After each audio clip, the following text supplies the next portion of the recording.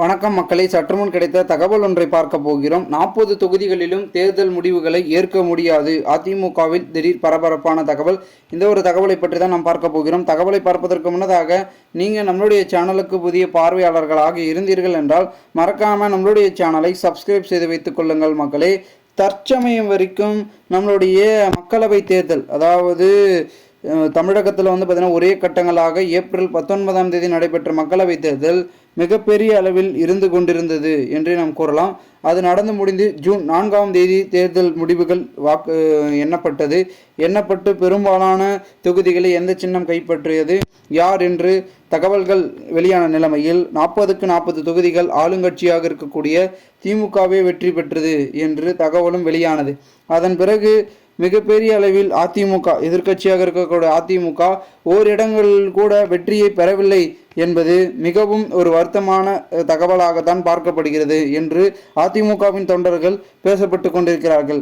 இந்த ஒரு சூழலில் தற்பொழுது அதிமுக கட்சி மிகப்பெரிய அளவில் 40 தொகுதிகளிலும், அதாவது 33 தொகுதிகள் போட்டியிட்டது. மீதமுள்ள தொகுதிகள் கூட்டணி கட்சிகள் என்றாலும் கூட கூட்டணி கட்சிகளும் வெற்றி பெறவில்லை, அதிமுகவும் வெற்றி பெறவில்லை.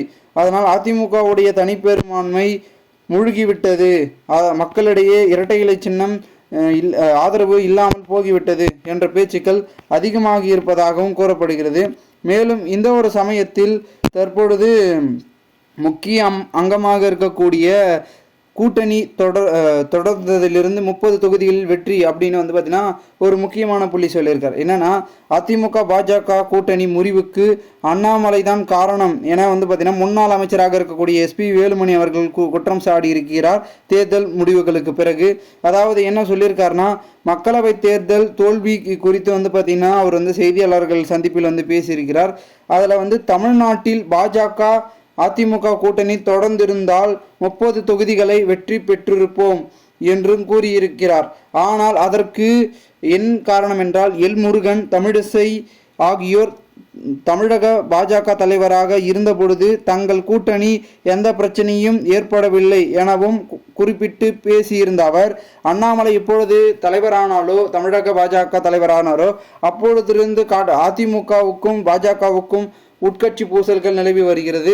இதனால் அவர்கள் கூட்டணியில் இருந்தால் நாங்கள் வெற்றியை பெற்றிருப்போம் என்றும் பெரும் விதத்தில் இந்த ஒரு கூட்டணியின் எங்கள் தோல்விக்கு முக்கிய காரணமே அண்ணாமலை தான் என்று நம்மளுடைய அதிமுகவின் மிக முக்கிய புள்ளியாக இருக்கக்கூடிய எஸ்பி வேலுமணி அவர்கள் குற்றம் சாடி இருக்கிறார்.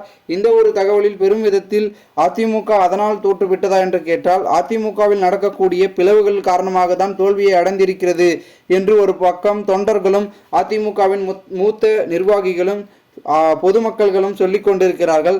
இந்த ஒரு சூழலில் அதிமுகவின் தோல்விக்கு முக்கிய காரணம் என்னவென்று தெரியாமல் திணறி வருகிறார்களாம் எடப்பாடி தலைமையில். மேலும் இந்த ஒரு தகவலை பற்றி, அதிமுகவின் தோல்வியை பற்றி பொதுமக்கள் உங்களுடைய கருத்துக்களை மறக்காமல் கமெண்ட் மூலமாக நீங்கள் தெரிவிங்கள். இதுபோன்று நீங்கள் அரசியல் சார்ந்த நிகழ்வுகளாம் தினசரி தெரிந்து கொள்ள நம்மளுடைய தமிழகத்தின் அரசியல் என்னும் யூடியூப் சேனலை சப்ஸ்கிரைப் செய்து வைத்துக் கொள்ளுங்கள் மக்களே. நாம் அடுத்தடுத்த வீடியோவில் சந்திக்கலாம். அதுவரை உங்களிடமிருந்து விடைபெறுகிறேன். நன்றி, வணக்கம்.